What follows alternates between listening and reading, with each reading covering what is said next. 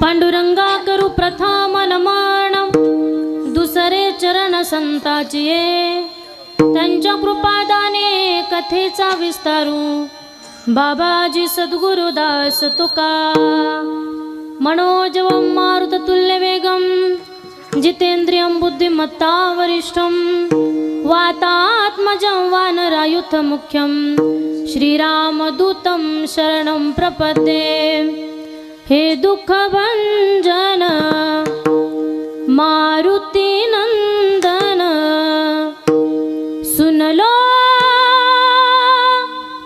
मेरी पुकार पवन सुत विनती बारंबार लोकाभिरामं रणरंगधीरं राजीवनेत्रं रघुवंशनाथं कारुण्यरूपं करुणाकरन्तं श्रीरामचन्द्रं शरणं प्रपद्ये श्रीराम जानकी बैठे हैं मेरे सीने में देख लो मेरे दिल के नगीने में देख लो मेरे दिल के नगीने में श्री राम जानकी बैठे हैं मेरे सीने में। परमेश्वरा करुणा करा दयाळा, तुमचा अनुग्रह लादलो पावन झालो चराचरी। नमो सद्गुरु तुकया ज्ञानदीपा, नमो सद्गुरु सच्चिदानंद रूपा, नमो सद्गुरु भक्त कल्याण मूर्ती, नमो सद्गुरु भास्करा पूर्ण कीर्ती। राधा मेरी स्वामिनी मैं राधे जुको दास, जन्म जन्म मोहे दीजियो श्री वृंदावन में वास।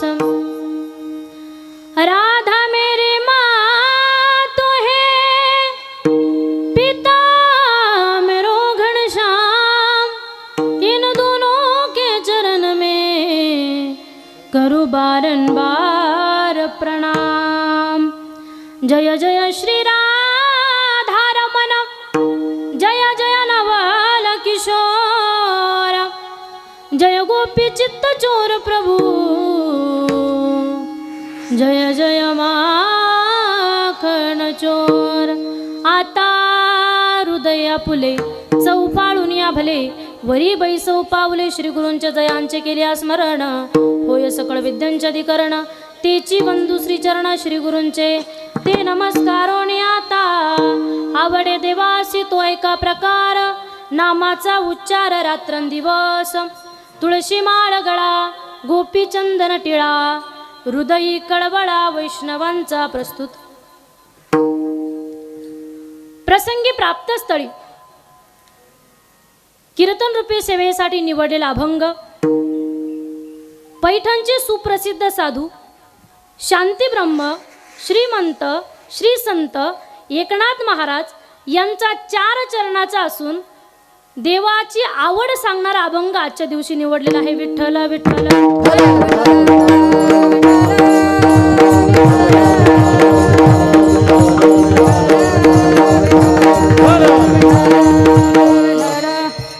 बघा, कुठलाही कार्यक्रम म्हटलं की कल्पसा पर्याय देणं फार महत्त्वाचं असतं, उचित असतं। तो म्हणजे असं काजा ठिकाणी वैकुंठवासी गुरुवारी हरिभक्तीपरायण मारुती महाराज गुरव चिखलगाव यांच्या प्रेरणेने अखंड हरिनाम सप्ताह वर्ष 45वे व या 45व्या वर्षातील आज 6व्या दिवसाची कीर्तनाची सेवा माझ्यासारख्या अज्ञानाच्या वाटेला आली आहे।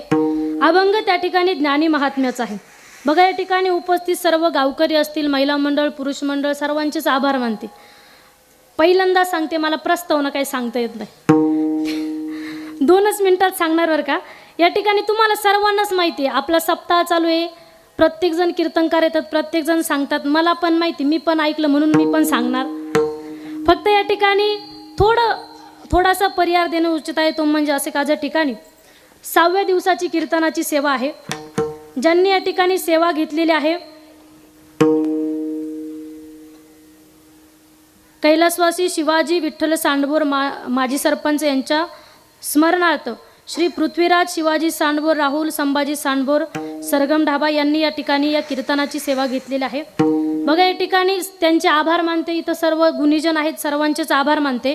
बघा, गायनाची अतिशय उत्कृष्ट साथ करणाऱ्या हरिभक्तीपरायण आमच्या नाशिक जिल्ह्याचं भूषण माझ्या मोठ्या भगिनी मंगलताई गत्तीर, त्यांच्या ठिकाणी आभार मानते। त्यांच्या शेजारी असणारे आमचे नागेश दादा असतील, अतिशय गोड साथ देतात, अतिशय गोड स्वभाव आहे दादांचा, त्यांच्या ठिकाणी आभार मानते। त्यांच्या शेजारी असणारे म्हणजे मला माहिती बरं का, पण ती वयामानानं नाव लक्षात राहत नाही माझ्या। हां, कौदारी महाराज असतील, त्यांच्या ठिकाणी आभार मानते। त्यांचे शेजारी असणारे पराड बाबा असतील, त्यांचे आभार दादा आहेत। सर्वच या ठिकाणी भजनी मंडळ, सर्वांचेच आभार मानते। इकडनं असणाऱ्या ताई आहेत, त्यांचे आभार। सर्व हे संस्थेतील मुलं यांच्यासाठी एकदा जोरदार टाळ्या वाजवा। अतिशय गोड सर्व उभे आहेत। चोपदार काका आहेत, त्यांचे आभार। विनेकरी बाबा आहेत, त्यांचे आभार। साऊंड सिस्टीम अतिशय गोड आहे, त्यांचे आभार मानते। या ठिकाणी मला या ठिकाणी ज्यांनी आमंत्रित केलं, तुम्ही म्हणाल कुणी बोलवलं, नंतर विचार केल्यापेक्षा आताच सांगून देते। अरुण काका असतील, त्यांच्या ठिकाणी आभार मानते। सर्व सप्ताह कमिटी असेल, सर्वांनी या ठिकाणी मला या कीर्तन सेवेचा या ठिकाणी संधी दिली, त्यांचे सर्वांचे आभार मानते। बघा, या ठिकाणी 2ही मृदुंगाचार्य असतील, पवनदादा आहेत, त्यांचे आभार मानते। यशोदाताई आहेत, त्यांचे आभार। सर्वच या ठिकाणी महिला मंडळ, पुरुष मंडळ, सर्वांचेच आभार मानते। आणि आपल्या कीर्तनाला काय करायचं, हां संपवायचं का सुरुवात करायची? कारण मला सकाळपासून सांगितलं आलं, मी आज माझं काहीच नाही सांगणार.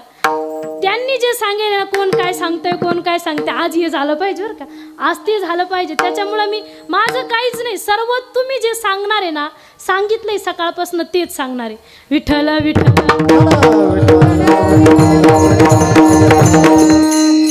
बघा या ठिकाणी अभंग श्री संत एकनाथ महाराजांचा निवडलेला आहे. एकनाथ महाराज या अभंगाद्वारे देवाची आवड सांगतात. या अभंगाद्वारे एकनाथ महाराज दोन गोष्टी सांगतात. एकनाथ महाराज म्हणतात या अभंगातून पहिली गोष्ट म्हणजे देवाची आवड सांगतात एकनाथ महाराज, आणि दुसरी गोष्ट म्हणजे देवाची आवड सांगत सांगत वारकरी संप्रदायामध्ये काही आचारसंहिता आहे, त्या आचारसंहितेचं वर्णन आजच्या अभंगामध्ये एकनाथ महाराज करतात. विठ्ठल विठ्ठल.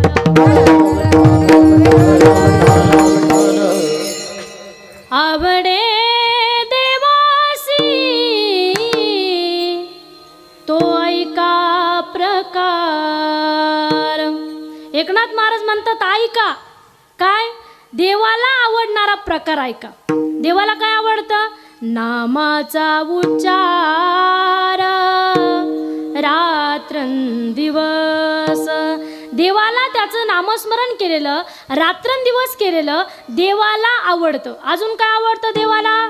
तुळशी माळ गळा, गोपी चंदन टिळा. तुळशी माळ गळा, गोपी चंदन टिळा. हृदयी कळवळा वैष्णवांचा. आवडे देवासी तो ऐका प्रकार. आवडे देवासी तो ऐका प्रकार. देवाला गळ्यामध्ये तुळशीची माळ घातलेली आवडते. तुळशी माळ गळा, गोपी चंदन टिळा, कपाळाला गोपी चंदन लावलेलं देवाला आवडतं. आणि अखंड वारकऱ्यांविषयी देवावरती जे प्रेम करतात, देवाचे जे भक्त आहे त्यांच्याविषयी अंतकरणामध्ये प्रेम निर्माण होणं, कळवळा निर्माण होणं हे देवाला आवडतं. अजून काय आवडतं देवाला? आषाढी कार्तिकी पंढरीला आलेलं देवाला. आषाढी कार्तिकी पंढरीची वारी साधन निर्धारी आणणं, याच्या पलीकडे काही साधन नाही. आषाढी कार्तिकीला पंढरीला गेलं पाहिजे, देवाला आवडतं. मग एकनाथ महाराज शेवटच्या चरणामध्ये सांगतात, असं जो भक्त करतो, नामस्मरण करतो, गळ्यामध्ये तुळशीची माळ घालतो, कपाळाला गोपीचंदन टिळा लावतो, आषाढी कार्तिकीला पंढरीला जातो, असा जो भक्त आहे तो भक्त देवाला सर्वात प्रिय असतो.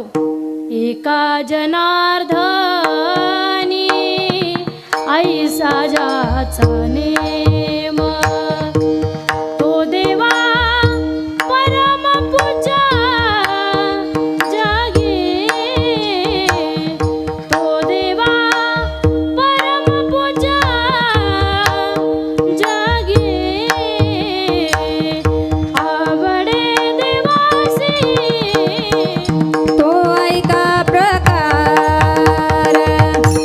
आवडे देवासी तो ऐका प्रकार.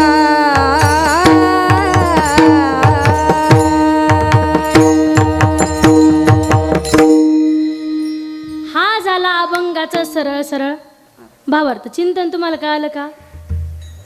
हा महिला मंडळ झोपल्या काय एवढ्या लवकर?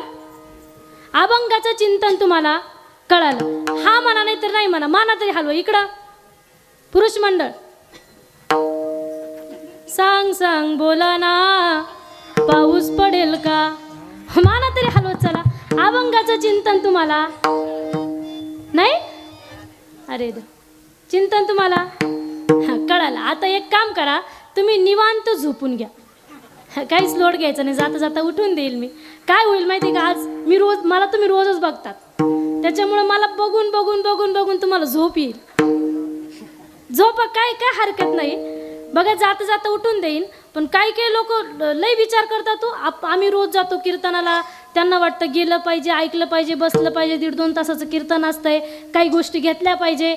काही घेऊन गेल्या पाहिजे असं वाटतं त्यांना. ते इथं येतात, अगदी फ्रेश होऊन येतात, मेकअप करून येतात, इथं बसतात या धर्ममंडपामध्ये. पण काय होतं माहिती का, या धर्ममंडपामध्ये बसल्या बसल्या डुकली येते, त्यांची झोपच त्यांना उमजू देत नाही. का होत असेल हे? का होत असेल? ज्यांना ज्यांना कीर्तनामध्ये प्रवचनामध्ये आल्या आल्या झोप येते, आल्या आल्या डुकली येते, त्यांनी समजून घ्यायचं आमचं मागच्या जन्मीचं पाप आम्हाला कीर्तनामध्ये बसू देत. हां, कीर्तन भजन ऐकणं एवढं काय सोप्या गोष्टी. कुणी उठाव कीर्तन असं नाही. बघ एका ठिकाणी गोड वाक्य लिहिलेलं होतं बरं का, दुनिया जिसे चुनती है वो संसद में जाके बैठता है. म्हणजे ज्यांना आपण मतदान करतो, वोट करतो, वो संसद में जाके बैठता है. हिंदी कळती ना? हा, नाही कळले उद्या विचारा, इथंच आहे. हा, दुनिया जिसे चुनती है वो संसद में जाके बैठता है. दुनिया जिसे चुनती है वो संसद में जाके बैठता है, लेकिन मेरे प्रभु श्री राम जिसको चुनते हैं वो कीर्तन में आके बैठता है. इथं कुणी येत नाही, इथं येण्यासाठी फार पुण्य लागतं. तुम्ही तुमच्या मैत्रिणीला, तुम्ही तुमच्या मित्राला म्हटले असतील चल ना आज कीर्तनाला, पोरीचंच कीर्तन चल, हां ते म्हटलं असेल नाही नाही, सवड नाही, सवड नाही असं नाही, नशीब नाही. इथं येण्यासाठी फार पुण्य लागतं. जन्म जन्मी आम्ही बहु पुण्य केले, जन्म जन्मी आम्ही बहु पुण्य केले, बहु पुण्य केले, जन्मोजन्मी आम्ही बहु पुण्य केले. तेव्हा या विठ्ठल कृपा केली, तेव्हा या विठ्ठल कृपा केली. जन्मो जन्मी आम्ही बहु पुण्य केले, जन्मो जन्मी आम्ही बहु पुण्य केले, जन्मो जन्मी आम्ही. तेव्हा या विठ्ठल कृपा केली, तेव्हा या विठ्ठल कृपा केली. जन्मो जन्मी आम्ही बहु पुण्य केले, जन्मो जन्मी आम्ही बहु पुण्य केले.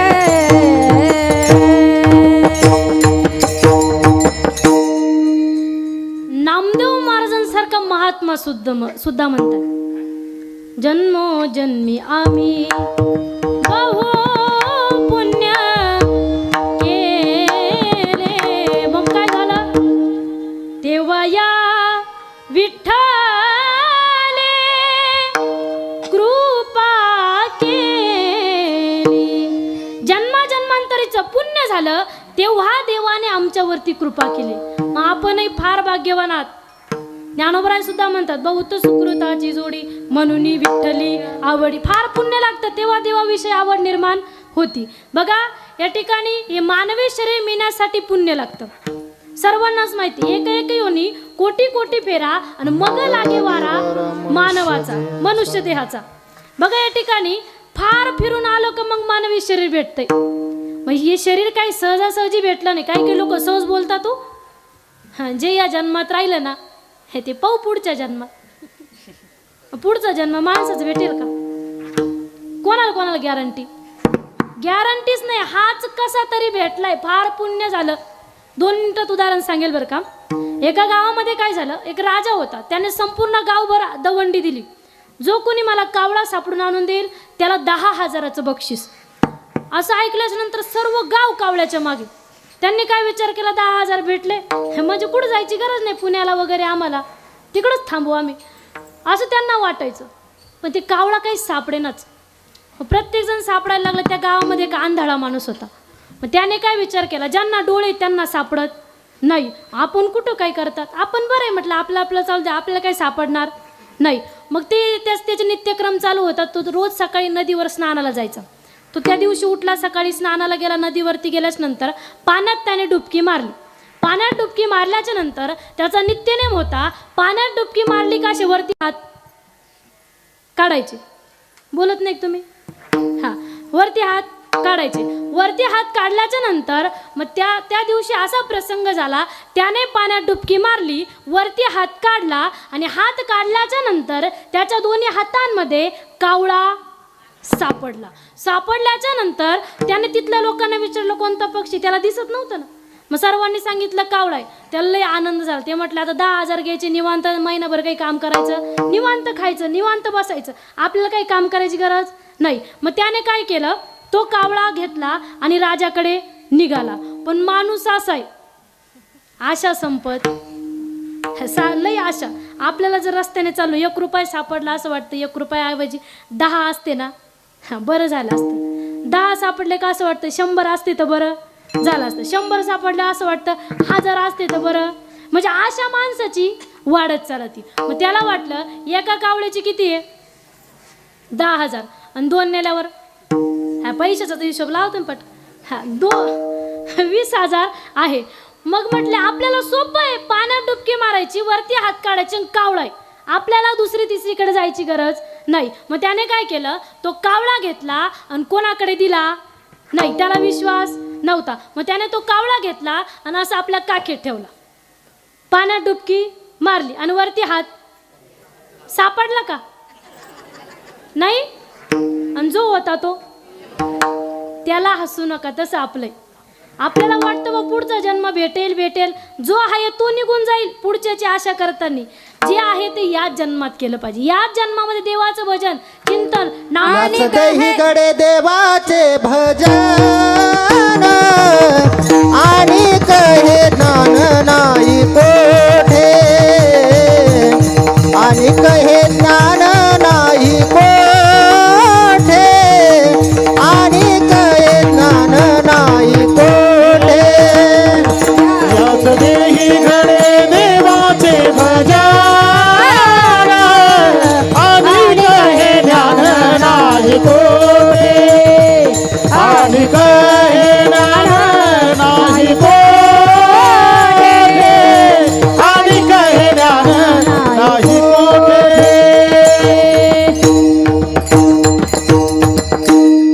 याच देही घडे देवाचे भजन आणि काही ज्ञान, दुसऱ्या देहाच्या ठिकाणी हे ज्ञान नाही. का तुम्ही एखाद दिवस बघितलं बा 4-5 गाढवा असे रस्त्याने चालले आणि त्यांनी बघितले तर कीर्तनाचा कार्यक्रम चालू आहे, मग जाऊन बसलं पाहिजे, होईल का असं? नाही. कीर्तन चालू हे कुणाला कळतं? माणसाला. गाढवांना कीर्तन कळत? हा. मग ते येत आणि काही ज्ञान नाही कोठे, याच देही घडे देवाचे भजन. मग या जन्मामध्ये आल्याच्या नंतर देवाची भक्ती, देवाचं चिंतन केलं पाहिजे, देवासाठी भजन केलं पाहिजे आणि देवाकडे म्हटलं पाहिजे, देवा एकदा तरी दर्शन दे बाबा. फार भजन झाल्याच्या नंतर देवाला म्हटलं पाहिजे एकदा दर्शन दे. काही लोक एकच कीर्तन ऐकतात, त्यांना वाटतं घरी जाता जाता भेटतो काय देव. एवढा सोपा नाही तो भेटायला, पण विनंती केली पाहिजे देवाकडे. जशा त्या गोपिका करायच्या ना, मनमोहन काना विनती करू दिन रे, मनमोहन काना विनती करू दिन रे, राहत के मेरे नैन, राहत के मेरे नैन, अब तो दरस दे दो कुंज बिहारी, मनवा है बेचैन, मनमोहन काना विनती करू दिन रे. रोज आपण देवाला विनंती केली पाहिजे, देवा एकदा तरी तू आम्हाला दर्शन दे. त्याची त्या ठिकाणी भक्ती करायची, चिंतन करायचं, देवाविषयी कळवळा निर्माण करायचा, देवाला म्हणायचं, देवाचं भजन करायचं, चिंतन करायचं, देवाला म्हणायचं मला एकदा तरी दर्शन दे, एकदा तरी दर्शन दे. देऊ नाही देऊ, मागे पुढे उभा राहे सांभाळीत, तो मागे पुढे उभा नक्की राहील. एवढा विश्वास देवावरती पाहिजे. मग बघा, या अभंगाद्वारे एकनाथ महाराज देवाची आवड सांगतात. 3 गोष्टीची आवड आहे. जीवाची आवड आहे, संताची आवड आहे आणि देवाची आवड आहे. पहिली गोष्ट म्हणजे जीवाची आवड. जीवाची आवड म्हणजे आपल्यासारख्यांची. आपल्याला काय आवडतं, कुणाला काय आवडतं, कुणाला काय काही पण आवडतं. आपल्याला वेगवेगळ्या गोष्टी आवडतात. बघा, हे लहान लहान पोरं आहेत ना, यांना खोड्या करायला लय आवडतं. याची खोडी कर, त्याची खोडी कर, याला मार, त्याला मार, सारखे खोड्या करत राहतात. लय आवडतात खोड्या करायला. आपण खोड्या करू यात नवल नाही. देवाने सुद्धा खोड्या केल्या. खोड्या नको करू माझे बाबा, बाबा, खोड्या नको करू माझे बाबा. देवाला सुद्धा सर्व गवळणी म्हणायच्या, यशोदा माया म्हणायच्या, बाद झालं का ना, आता काय खोड्या करू. म्हणजे लहान पोरांना खोड्या करायला आवडतात. बघा, महिला मंडळ, आपल्याला काय आवडतं? साडी घ्यायला. हां, साडी घ्यायला. बरं, जाऊ दे, तुम्हाला ऑप्शन देत्या. लोखंड असेल, पितळ असेल, चांदी असेल, ॲल्युमिनियम असेल, सोनं असेल, या धातूपैकी कोणता धातू आवडतो?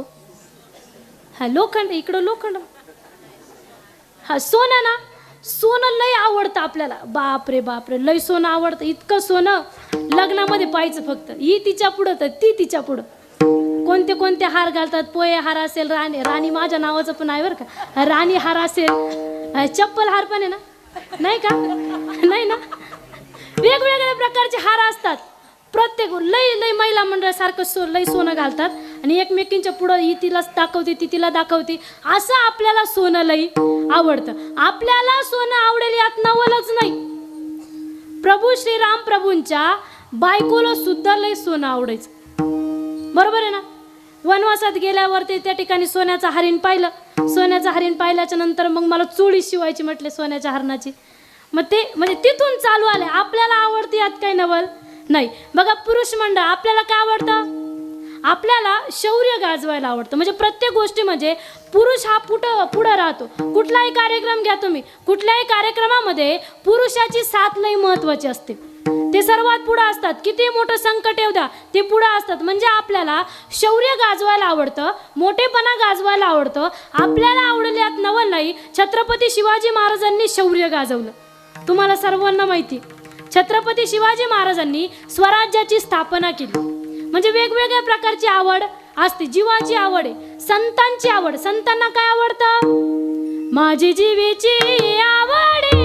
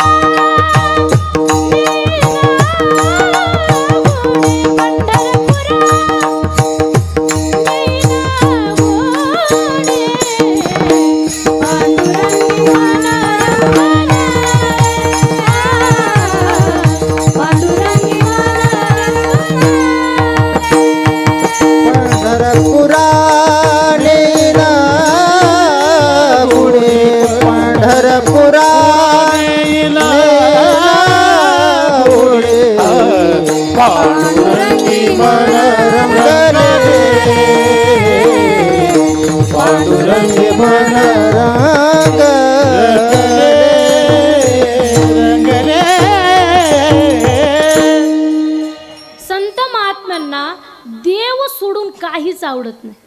देवच आवडतो त्यांना. पंढरीला जायला आवडतं. देवाची भक्ती, देवाचं चिंतन, देवाचं नामस्मरण, भजन, चिंतन हेच संतांना आवडतं. आणि देवाला काय आवडतं? अभंगाच्या पहिल्या चरणात आवडे देवासी तो ऐका प्रकार. आवडे देवासी तो ऐका प्रकार. आवडे देवासी तो ऐका प्रकार. आवडे देवासी तो ऐका प्रकार. आवडे देवासी तो ऐका प्रकार. आवडे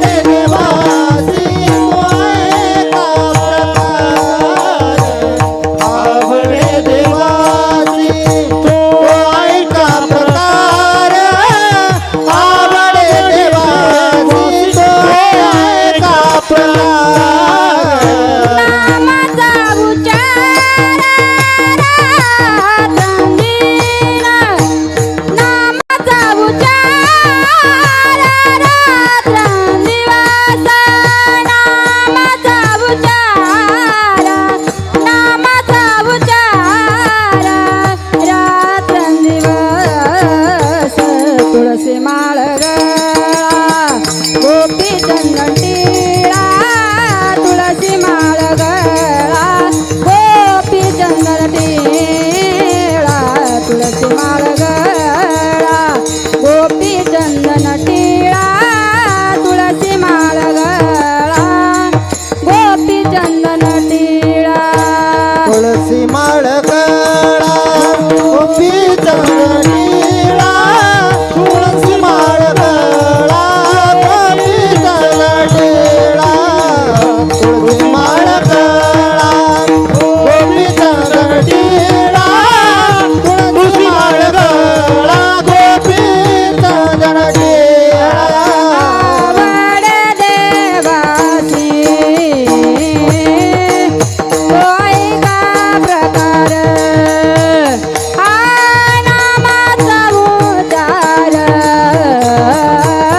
नामाचा उच्चार आवड देवाची हो तो ऐका प्रकार, नामाचा उच्चार, नामाचा उच्चार दिवस रात्री दिवस दिवस.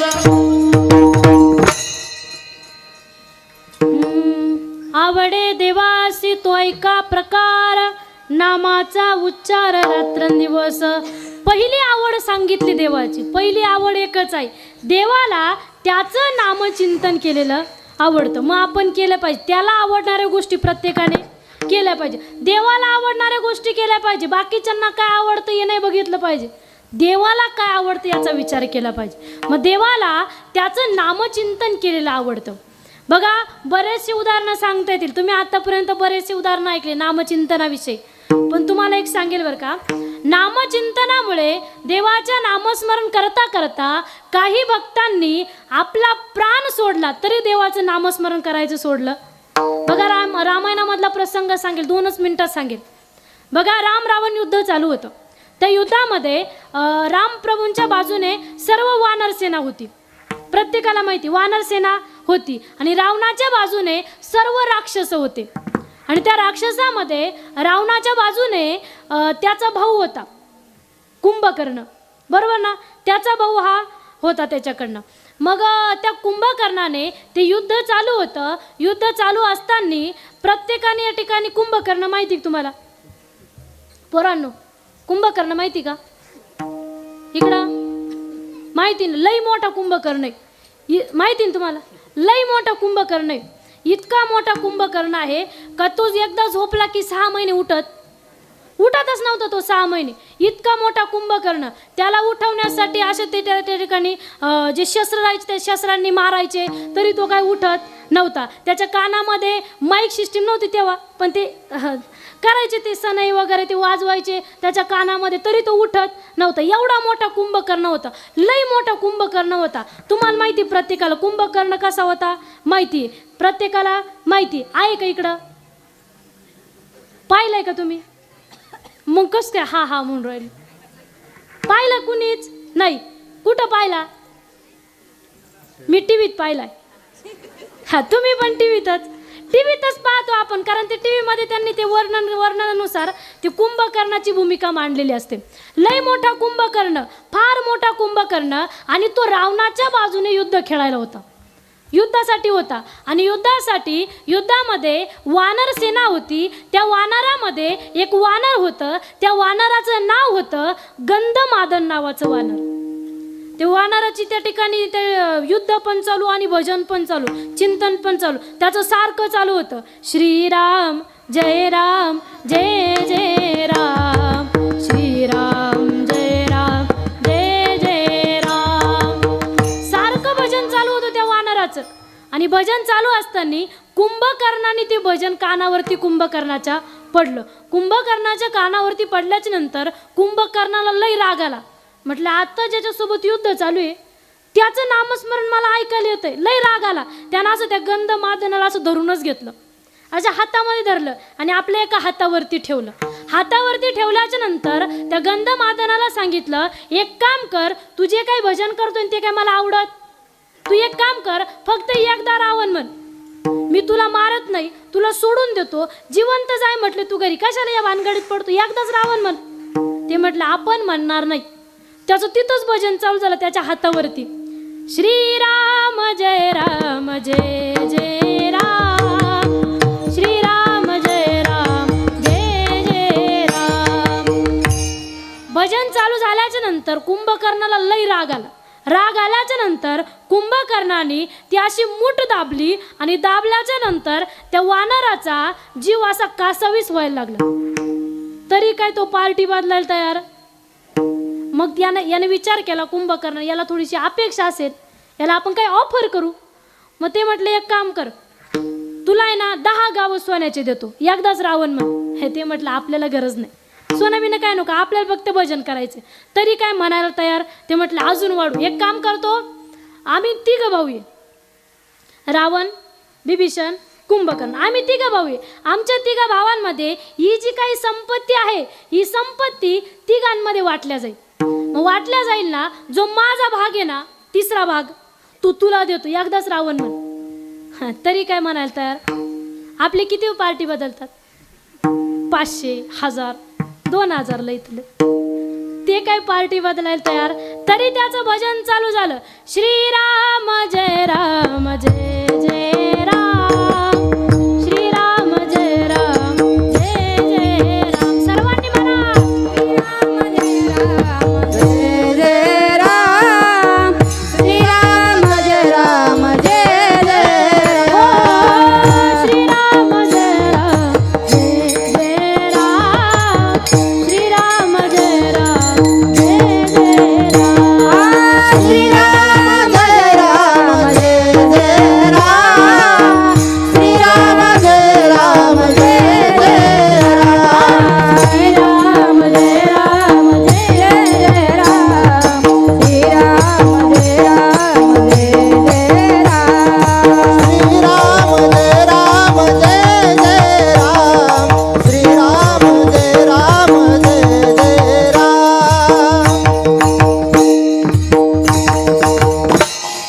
नामस्मरण करता करता त्या वानराने आपला त्या ठिकाणी प्राणत्याग त्या ठिकाणीच केला. एवढे ऑफर भेटले, करायला पाहिजे होतं त्यानं, बरोबर आहे का नाही? नाही, किती बी ऑफर भेटू द्या, भक्त आपल्या देवाचं नामस्मरण कधी सोडत नाही. नामस्मरणाची ताकदच इतकी मोठी आहे की ते नामस्मरण घेतल्याच्या नंतर तुम्हाला सांगून जाईन, महाभारतामधला प्रसंग आहे, द्रौपदीने ते नामस्मरण घेतलं होतं, देवाचं नामस्मरण.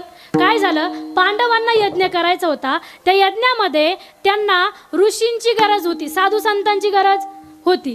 आणि मग साधू संतांची गरज असल्यामुळे ते पांडव त्या साधूंकडे गेले आणि साधूंना सांगितलं, आमच्या घरी यज्ञ आहे, मग तुम्ही आमच्या घरी यज्ञाला या.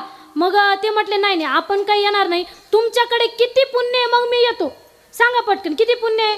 ते म्हटले नाही आपल्याकडे काही पुण्य नाही.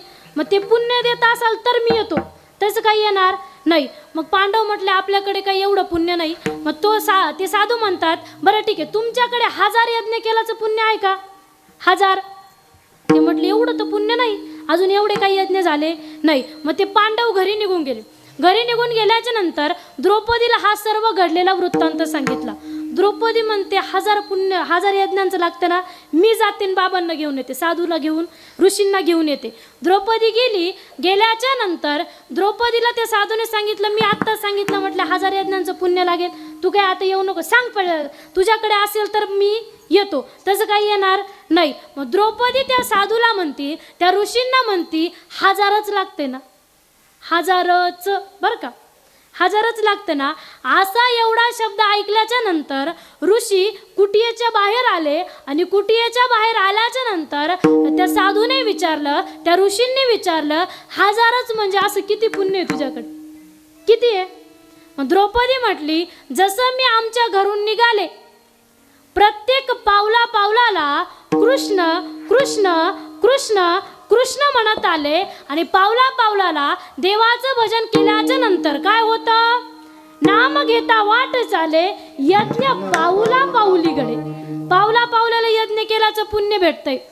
मग वारीला गेल्याच नंतर भजन केलं पाहिजे.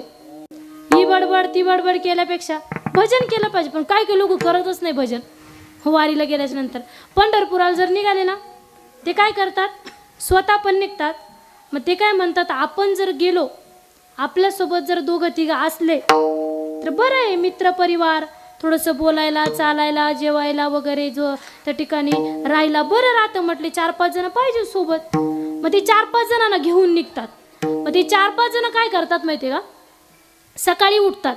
उठल्याच्या नंतर स्नान वगैरे झालं की मग ते काय विचार करतात, ही भजनी मंडळी ना, ज्या घरी आपण राहिलो, आपल्याला सर्वांना माहिती, ज्या घरी आपण थांबलो त्या घरी सकाळी भजन करावं लागतं आणि मगच पुढं निघता. थोडंसं रामकृष्ण हरी वगैरे करावं लागतं मग पुढं निघता येतं. मग ती 4-5 जण काय म्हणतात, एक काम करू आपण, या 4-5 यांचं भजन चालू आहे ना, तोपर्यंत आपण पुढं जाऊ. पुढं हा पुढच्या ठेप्यावर जेवायच्या दुपारच्या पुढं जाऊ म्हटले. मग पुढं जाऊन काय होईल, पुढं गेलं का म्हणजे थोडासा आराम होईल. हे जोपर्यंत येतात ना तोपर्यंत आपला आराम होईल. आरामाला जातो का आपण? हा, वारीत आरामाला जातो का? आराम करायचं तर घरी राहायचं. मग ज्ञानोबराय म्हणतात बघा, पापाची कळप पळती पुढे. वारीमध्ये गेल्याच नंतर ज्या ठिकाणी भजन आहे ना त्या ठिकाणी आपण राहिलं पाहिजे, भजन केलं पाहिजे, चिंतन केलं पाहिजे. का तर नाम घेता वाटा चाले यज्ञ पाऊला पाऊली घडे. आपल्याला पावला पावलाला यज्ञ केल्याचं पुण्य घडतंय. राम नामाची ताकद सांगितली, कृष्ण नामाची ताकद सांगितली. बघा, नामस्मरणच इतकं त्या ठिकाणी, नामस्मरणच असं आहे की या भवसागरातून तरुण आपल्याला नेणार आहे. नामस्मरणाशिवाय दुसरी गोष्ट नाही. भक्तीची पहिली पायरी म्हणजे नाम आहे. नामस्मरण प्रत्येकाने केलं पाहिजे आणि देवाला आवडतं म्हणून केलं पाहिजे. किती गोड गोड तुझे नाम, किती गोड गोड तुझे नाम, किती गोड गोड तुझे नाम, किती गोड गोड तुझे नाम.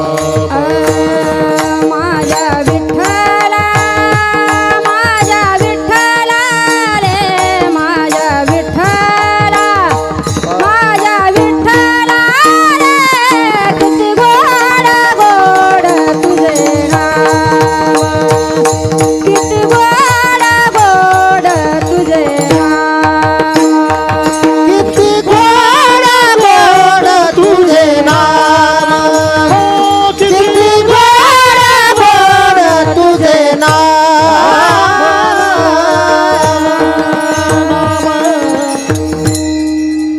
देवाचं नाम गोड आहे. किती गोड गोड तुझे नाम. देवाचं नामस्मरण गोड आहे. केल्याच्या नंतर अंतःकरणाला समाधान मिळतं. अंतःकरण आपलं सुखावून जातं देवाचं नामस्मरण केल्याच्या नंतर. त्याचं नामस्मरण फार गोड आहे, ते केलं पाहिजे. बघा, संत महात्मे म्हणतात ते नामस्मरण आम्ही केलं आणि देवाला आम्ही विकत घेतलं. कशाच्या जोरावरती? नामस्मरणाच्या. कुणी म्हणे ही असेल चोरी, कुणा वाटते असे उधारी, जन्मभरीच्या श्वासाय तुके मोजियले हरिनाम, विकत घेतला श्याम, बाई मी विकत घेतला श्याम.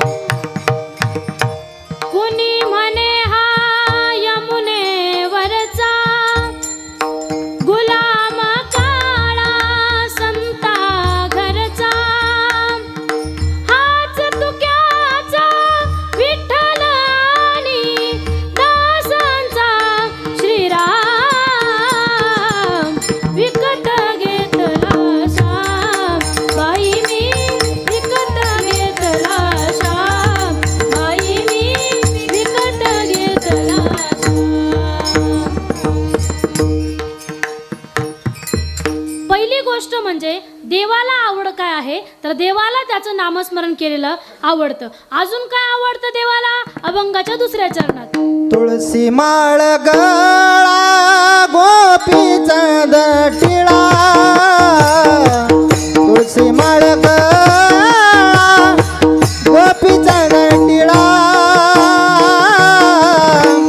हृदय कळवळा वैष्णवाचा वैष्णवांचा हृदय कळवळा वैष्णवांचा तुळशी माळ गळा गोपीचंद टिळा तुळशी माळ गळा गोपीचंद टिळा हृदय कळवळा वैष्णवाचा हृदय कळवळा वैष्णवाचा वैष्णवांचा वैष्णवांचा तुळशी माळ गळा गोपी चंदन टिळा हृदयी कळवळा वैष्णवांचा. देवाला गळ्यामध्ये तुळशीची माळ घातलेली आवडते, मग घातली पाहिजे ना? नाही, इकडं घातलेलीच आहे प्रत्येकाने. गळ्यामध्ये तुळशीची माळ मी धरते, घातलेली आहे प्रत्येकाने. मग काही काही लोक नाहीच घातली बा, कोणी नाहीच घालेला असली, मग ते म्हणतील बा तुळशीची माळ घातली असती पण मग काही फायदा. हा, घातल्याच नंतर काही फायदा पाहिजे ना. म्हणजे माणूस असा आहे जिथं फायदा तिथं बिना फायद्याच्या गोष्टी करत. मग फायदा असा आहे बघा तुळशीच्या माळीचा, 2च मिनिटात सांगेन. काय होतं माहिती की एखाद्या वेळेस आहे ना गावामध्ये लय कुत्रे होतात, लय कुत्रे होतात. मग कुत्रे झाल्याच्या नंतर मग सरपंच असेल, गावची सप्त या ठिकाणी पंच कमिटी असेल, जे प्रतिष्ठित लोक आहेत ते काय करतात, गावामध्ये जर जास्त कुत्रे झाले तर म्युन्सिपाल्टीची गाडी बोलवतात, सरकारी गाडी कुत्रे भरणारी. मग ते बोलवतात. मग ते म्युन्सिपाल्टीची गाडी आल्याच नंतर ते कुत्रे भरणारे लय हुशार राहतात. ते काय करतात माहिती का, कुत्रे भरायला सुरुवात करतात. पण कुत्रे भरता भरता ते लय हुशार असतात. ते काय करतात, ज्या कुत्र्याच्या गळ्यामध्ये पट्टा आहे ते त्याला नेतात का, ते म्हणतात नाही नाही याचा कोणतरी मालक आहे बरं का. आणि ज्याच्या गळ्यात पट्टा नाही बरं म्हटले चला याचं काही काम नाही तर म्हणजे लगेच घेऊन जातात. तसं आपल्याला ज्या वेळेस यमराजे घ्यायला येतात, यमराजे घ्यायला आल्याच्या नंतर ज्याच्या गळ्यामध्ये पट्टा चालत ज्याच्या गळ्यामध्ये तुळशीची माळ आहे त्याला ते काय नेत, त्याला म्हणतात याचं आहे ना कुणीतरी मालक, याचा कुणीतरी मालक आहे, आपण याला नेऊ शकत नाही. तुळशीच्या माळीचा फायदा आहे. यमराजे काय त्याला नेत नाही. तुळशीची माळ घातली पाहिजे. काही काही लोकांनी तुळशीची माळीची त्या ठिकाणी व्याख्याच बदलून टाकली. काही काही लोक कीर्तन ऐकतात, कीर्तन ऐकल्याच नंतर 4-5 लोक येतात, एकाला घेऊन येतात इथं घेऊन येतात आणि म्हणतात घाला याला माळ. आपण जर विचारलं का घालायची भाऊ माळ, असं त्यांना वाटलं असेल ना का घालावं भाऊ, असं त्यांचं आपण विचारतो बा तुम्हाला का वाटतंय माळ घालावं. ते बाकीचं काय म्हणतात माहिती का, लईप येतं हो, लईप येतं. पिण्यासाठी माळ राहते का, पिणं बंद होण्यासाठी. माळीचा पार दर्जा खालावून टाकला लोकांनी. बघा तुळशीची माळ घातल्याच नंतर फार पवित्र आहे. या ठिकाणी तुम्हाला सांगून जाईल, मेल्याच्या नंतर आपल्या तोंडामध्ये मेथीचा, कोथिंबीरचा, पुदिन्याचा पाला घालतात. हा तुळशीचा, जागे तुम्ही तुळशीचा पाला घालतात. याच्यावरून एकच लक्षात घ्यायचं, मेलेल्या शरीराला पवित्र करण्याची ताकद जर एका तुळशीच्या पानात आहे, मग जिवंतपणी एवढं मोठं शरीर तुळशीच्या माळीने पवित्र नाही होणार का. म्हणून माळ घातली पाहिजे. तुळशी माळ गळा गोपी चंदन टिळा. गोपी चंदन टिळा म्हणजे चंदन कपाळाला लावलं पाहिजे. का लावं माहिती का, भगवंताने सुद्धा गोपी चंदन आपल्या कपाळाला लावलेलं आहे. काय झालं, एकदा नारद महर्षी आणि भगवंत दोघांचा संवाद चालू होता. संवाद चालू असताना नारदाला वाटायचं माझ्यासारखा भक्त नाहीच कुणी, मी एकमेव श्रेष्ठ भक्त आहे, माझ्यासारखी भक्ती कुणीच करत नाही, माझ्या एवढा मोठा भक्त कुणीच नाही. मग नारदाने सहज विचारलं देवाला, देवा तुला कोणता भक्त आवडतो, तुझा कुणी भक्त आहे का आवडणारा. मग नारदाला माहित होतं देव काय म्हणाल, नारदजी तुम्ही मला एवढ्यात जास्त आवडतात, तुम्हीच प्रिय आहे मला, तुमच्यापेक्षा जास्त कुणी प्रिय नाही. मग पण काय झालं, देव लई चतुर आहे. देवाला माहित होतं कोणत्या भावनेने विचारलं, कारण फार चतुर आहे तो. चतुरा तो शिरोमणी गुण लावण्याची खाणी, मुकुट सकळा मनी, धन्य तुची विठोबा. तो चतुरांचा शिरोमणी आहे. नारदाने कोणत्या भावनेने विचारलं देवाला लगेच कळलं. देव म्हटले नारदजी तुम्हाला सांगू का राग नाही येणार ना, मला आहे ना एवढ्यात जास्त वृंदावनामधल्या गोपिका आवडतात. त्या सर्वात जास्त प्रिय आहे मला. त्या एकमेव अशा भक्त आहे की त्या माझ्यासाठी काही पण करायला तयार आहे. इतके आवडतात म्हटले गोपिका. मग नारदाला काहीच कळेना. नारदाचं डोकंच दुखायला लागलं. म्हटलं आता काय झालं नेमकं, एवढ्या का श्रेष्ठ गोपिका. मग देवाला वाटलं याचं डोकं दुखणं बंद केलं पाहिजे. मग देवाने एक त्या ठिकाणी युक्ती केली. देवाने सांगितलं नारदजी माझं लय डोकं दुखते, एक काम करा मला आहे ना काहीतरी द्या म्हटले औषध. माझं इतकं डोकं दुखतंय ना ते डोकंच थांबेना. मी लय उपचार केले हो तरी डोकं काही थांबत नाही. मग नारदजी म्हटले नेमकं तर काय करावं काही कळेना. तुम्ही प्रत्येक औषध घेऊन पाहिलं. मग देव म्हटले एक काम करता का, मला आहे ना संतांच्या चरणाची रज आणून द्या. ती माझ्या डोक्याला लावली ना मग ते माझं डोकं दुखायचं बंद होईल. असं म्हटल्याच्या नंतर नारदजी निघाले मृत्यूलोकामध्ये. प्रत्येक साधूच्या आश्रमामध्ये जायला लागले. तिथं गेल्याच नंतर सांगायला लागले देवाचं डोकं दुखतंय, तुमच्या चरणाची रज पाहिजे. आणि देवाची ती चरणाची रज जर तुमच्या लावली तर देवाचं डोकं दुखायचं बंद होईल. असं सांगितल्याच्या नंतर ते साधू महात्मे म्हणायचे, ते साधू संत म्हणायचे तुम्ही नारदजी वेडे झाले. देवाच्या डोक्याला आमच्या चरणाची रज लावायची, आम्हाला काय नरकात जायचे का, आम्ही द्यायला तयार नाही. प्रत्येक ठिकाणी फिरायला लागले, कुठंच काय देव संतांच्या चरणाची रज भेटेना. मग नारदजी कंटाळले आणि वृंदावनामध्ये गेले. वृंदावनामध्ये गेल्याच्या नंतर तिथं गेल्यावरती गोपिकांना सांगितलं म्हटलं देवाचे ना लय डोकं दुखतंय आणि एकच उपचार आहे, एकच उपाय आहे, तुमच्या चरणाची रज देवाला पाहिजे. ती चरणाची रज जर देवाच्या डोक्याला लावली तर देवाचं डोकं दुखायचं बंद होईल. मग असं ऐकल्याच्या नंतर गोपिका पळायलाच लागल्या. प्रत्येकजण ज्यास त्याच्या घरामध्ये गेले. घरामध्ये गेल्याच्या नंतर असे मोठे मोठे भांडे पाण्याचे भरून आणले आणि ते मातीमध्ये पाणी टाकलं आणि त्या गोपिकांनी रास क्रीडा केल्याच्या नंतर त्यांचे जे पायाला जी माती लागलेली होती, जी रज लागली होती ती खरडून काढली आणि एवढा असा गोळा दिला नारदाच्या हातात ठेवला. हातात ठेवल्याच्या नंतर नारद महर्षी म्हणताय तुम्हाला काही भीती वाटत नाही का, कशाला चालवली मी, देवाच्या डोक्याला लावायची, ही काय सामान्य माणसाच्या डोक्याला नाही लावायची, तुम्ही नरकात जाशाल.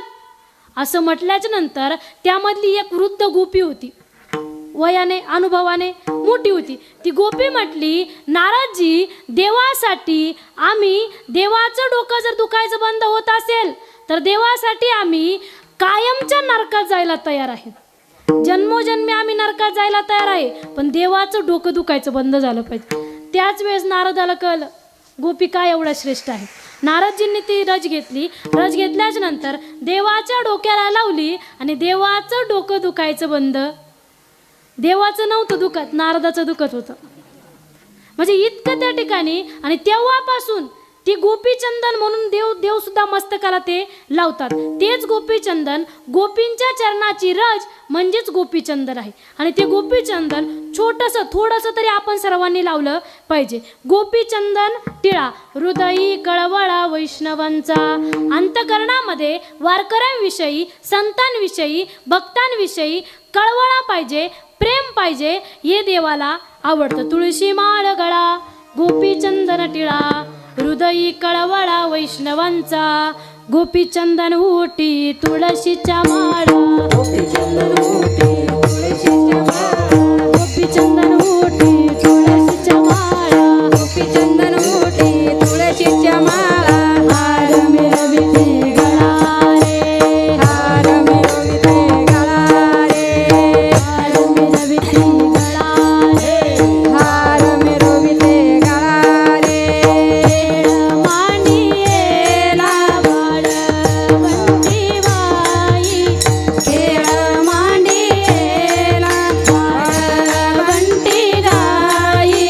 नाचती वैष्णव बाहेरे, नाचती वैष्णव बाई रे, नाचती वैष्णव बाहेरे. गोपीचंदना उटी तुळशीच्या माळा, हार मिरविते गळा. टाळ मृदुंग घाई पुष्प बरसाव, टाळ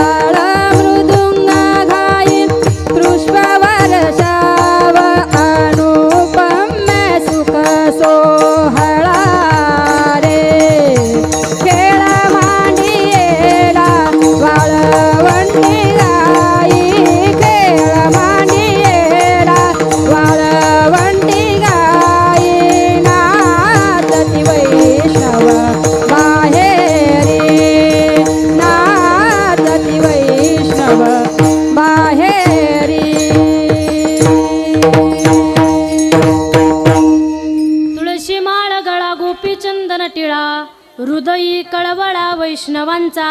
अजून काय आवडतं देवाला? अभंगाच्या तिसऱ्या आषाढी कार्तिकी पंढरीची वारी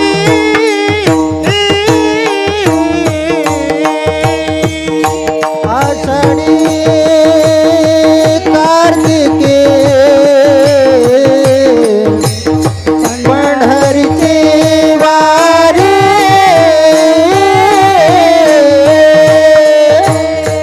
आषाढी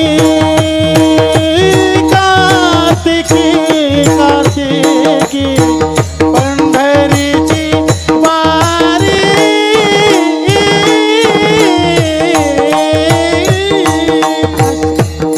आषाढी कार्तिके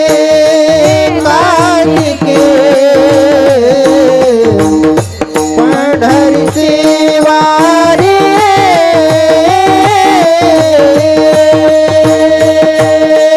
आषाढी कार्तिकी पंढरीची वारी साधन निर्धारी आन नाही. आषाढी कार्तिकी पंढरीची वारी साधन निर्धारी आन नाही. राम कृष्ण हरी तुळसी माळ गळा गळा गळा गोपी चंदन टिळा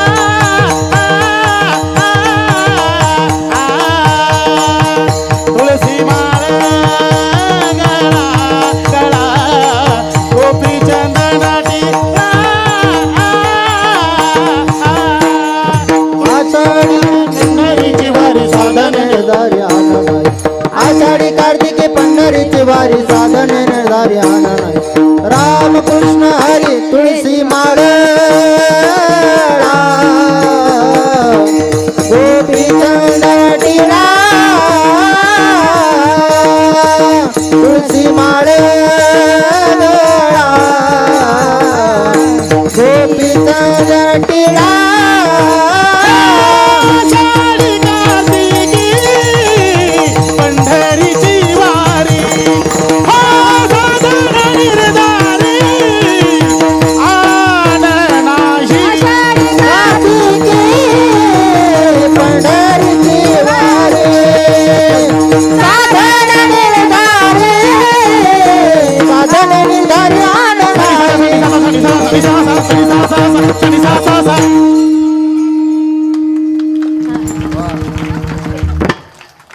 वा वा वा.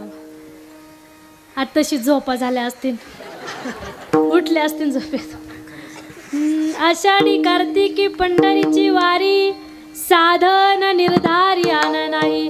आषाढी कार्तिकीला पंढरीला गेलं पाहिजे. देवाने ते बघा, भगवंत स्वतः म्हणतात आषाढी कार्तिकी विसरू नका मज सांगत असे गुज पांडुरंग. भगवंत आपली वाट बघत राहतो. वर्षभर नका येऊ, आषाढी कार्तिकीला तरी माझ्याकडे या. भगवंत वाट बघतो. वाट पाहे उभा भेटीची आवडी कृपाळू तातडी उतावे. भगवंत तिकडे वाट बघतो. आपण देवाकडे गेलं पाहिजे. बघा, मग ज्ञानोबराय सुद्धा म्हणतात आपण सर्व जाऊयात नवल नाही. ज्ञानोबराय सुद्धा म्हणतात जाईन गे मायेत या पंढरपुरा, जाईन गे मायेत या पंढरपुरा. म्हणा वा वा. हा जाईन गे मायेत या म्हणा म्हणा. भेटे ना माहेरा आपोलिया आपोलिया.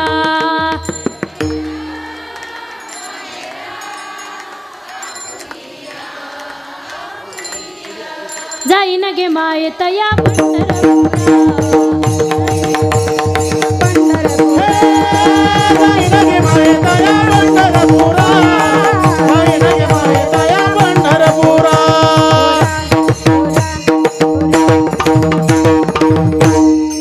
किती भारी म्हटलं बरं तुम्ही.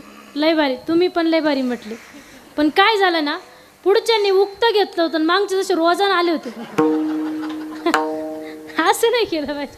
प्रत्येकाने भजन केलं पाहिजे, चिंतन. ज्ञानोबराय सुद्धा म्हणतात जाई न गे मायेत या पंढरपुरा, भेटे न माहेरा आपुलिया. संत महात्म्यांचं पंढरपूर हे माहेर आहे. आणि माहेराला आल्याच्या नंतर कसं वाटतं तुम्हाला माहिती, मला काय अजून अनुभव.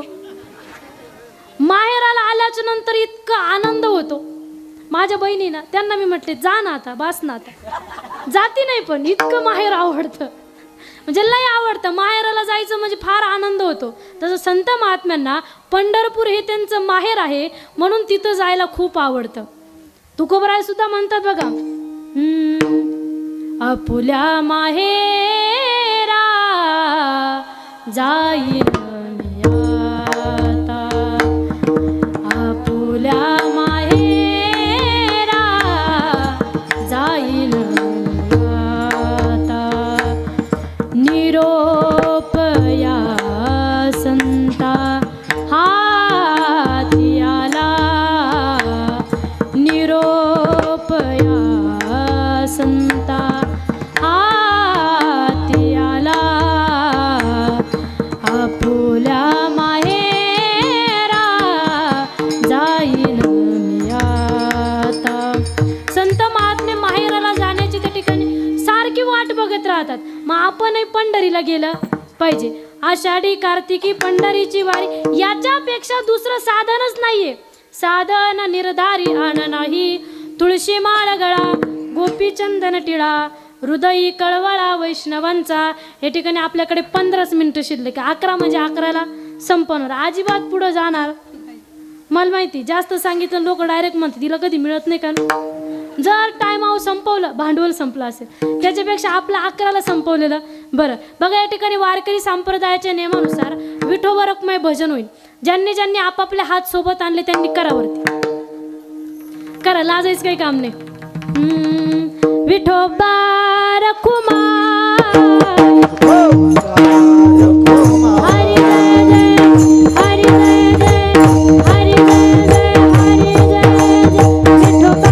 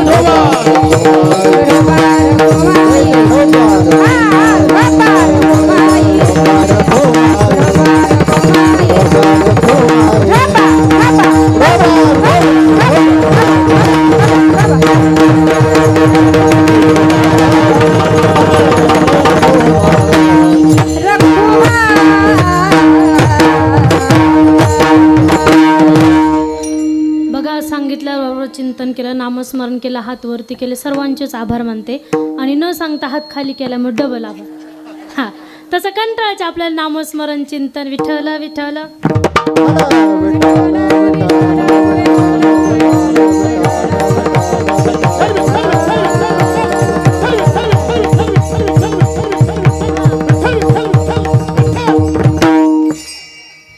फार गोड देवाचं भजन केलं पाहिजे. प्रत्येकाने केलं पाहिजे. हरे राम राम राम हरे हरे, हरे कृष्ण कृष्ण कृष्ण कृष्ण हरे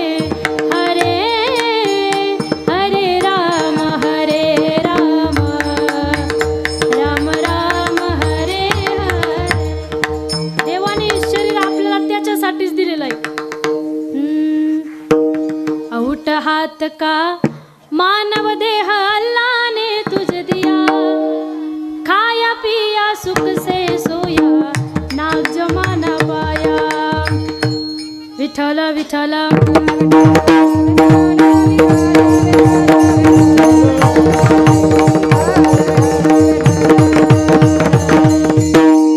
देवाने शरीर त्याच्यासाठी दिलेलं म्हणून भजन केलं पाहिजे, चिंतन केलं पाहिजे. आपल्याकडे 10 मिनिटं शिल्लक आहे. 10 मिनिटामध्ये संपवणार आहे. पहिली गोष्ट म्हणजे बघा, जाता जाता म्हणजे मी इथंच पण सांगून जाते. बघा या ठिकाणी आपल्या पोरांवरती संस्कार करणं फार गरजेचं आहे. बघा ही जी काही मुलं दिसत आहेत, ही सर्व संस्थेतील मुलं आहे. यांच्यासाठी एकदा जोरदार टाळ्या वाजवा. का माहिती का, या मुलांमधले तुम्हाला सांगून जाईन पवन महाराज, या मुलांमध्ये प्रत्येक मुलगा कीर्तनकारच होईल हे सांगता येणार नाही. प्रत्येक मुलगा कीर्तनकारच होईल हे सांगता येत नाही. पण या मुलांमधले प्रत्येक मुलगा चांगला माणूस नक्की होईल. गळ्यामध्ये तुळशीची माळ राहील, कपाळाला गोपीचंदनाचा टिळा राहील. पुढे गेल्याच्या नंतर त्याने काही करू दे त्याच्या करिअरमध्ये, पण कायम अध्यात्माची त्याला जाणीव राहील. म्हणजे संस्कार करणं फार काळाची गरज आहे. लहानपणीच काठी ओली तोपर्यंतच वागते, नंतर मोडते पण काही वाकत. बघा तुम्हाला सांगून आपल्या पोरांवरती आपण संस्कार केले नाही की काय होतं, पोरं लई शिकतात. शिकवणं या मताची मी नाही. फार क्लास 1 अधिकारी होतात, अधिकारी झाल्याच्या नंतर फार शिकतात, फार मोठा बंगला बांधतात, लई पैसे येतात, फार मोठा बंगला बांधतात. पण त्या बंगल्यामध्ये आपल्याला ठेवेल का नाही गॅरंटी का? त्याच्यामुळे आता संस्कार दिले पाहिजे. संस्काराचा फायदा आहे का तुम्हाला सर्वांना माहिती. तुम्ही छत्रपती शिवाजी महाराजांच्या जन्मभूमीतले सर्व माणसं आहात. बघा काय झालं माहिती का, 2च मिनिटात सांगेल. आईसाहेब जिजाऊने छत्रपती शिवाजी महाराजांवरती संस्कार किती केले. लहानपणी बाळशिवबा लहान होते, लहान असताना बाळशिवबा गावामध्ये तमाशाचा तंबू आला आणि तंबू आल्याच्या नंतर सर्व गाव बघायला गेलं. बाळशिवबांनी बघितलं सर्व गाव जात आहे, मग आपणही गेलं पाहिजे. बाळशिवबा गेल्याच्या नंतर पडदे आडून असा बायकांचा नाच बघायला लागले. बघता बघता ते काही दासीने बघितलं, आपले बाळशिवबा बायकांचा नाच बघताय. आईसाहेबांकडे गेले. जिजाऊ आईसाहेबांना सांगितलं आपले बाळशिवबांना बायकांचा नाच बघायला लागले. असं ऐकल्याच्या नंतर जिजाऊ आईसाहेबांना राग आला. हाताच्या मुठीवाल्या ताडताड शिवबांकडे गेल्या. शिवबांना घरी ओढून आणलं आणि शिवबांना सांगितलं, शिवबा तुम्हाला ना या महाराष्ट्रामध्ये बायका नाचवणारा शिवबा नाही व्हायचं, तर बायका वाचवणारा शिवबा व्हायचं. किती लहान होते शिवबा, काय कळतं एवढ्या वयात. आपलं पोरग जर पाहायला लागलं, मग बाई ग कसं बघतंय बघ ना, किती किती भारी दिसतंय, शोनं असं तसं. लहानपणी जिजाऊ आईसाहेबांनी लहानपण सुद्धा जाऊ दिला नाही, त्या वयामध्ये सांगितलं. आणि त्या संस्काराचा परिणाम आहे का 2 मिनिटात सांगेल. त्या संस्काराचा परिणाम असा आहे की वैऱ्याला सुद्धा वर्णन करावं लागतं. काय झालं त्या ठिकाणी, अफजल खानाचा कोथळा बाहेर काढला, शाहिस्ते खानाची बोटं छाटल्याच्या नंतर सर्वीकडे पळापळ सुरू झाली, सर्वीकडे धावपळ सुरू झाली. सर्वीकडे पळापळीमध्ये त्या धावपळीमध्ये शाहिस्ते खानाची लहान बहीण शाहिस्ते खानाकडे आली आणि शाहिस्ते खानाला म्हणते, भैया गजब हो गया वो नराधम शिवबाना मेरी छोटी बेटी को उठा कर ले गया. असं ऐकल्यास नंतर किती राग यायला पाहिजे होता. आत्ताच बोटं कापून गेला आणि त्याच्यामुळेच एवढी धावपळ चालू आहे, पळापळ चालू आहे. सर्व या ठिकाणी वातावरण त्याच्यामुळे दूषित झालेलं आहे आणि पोरीला सुद्धा घेऊन गेला. किती राग यायला पाहिजे होता. पण तो शाहिस्ते खान काय म्हणतो ऐका, बहना वो शिवबाना किसी की उंगली काट सकता है, वो शिवबा किसी की गर्दन मार सकता है, लेकिन वो शिवबा किसी की बहन और बेटी पर कभी भी हाथ नहीं डाल सकता. ये जिजाऊ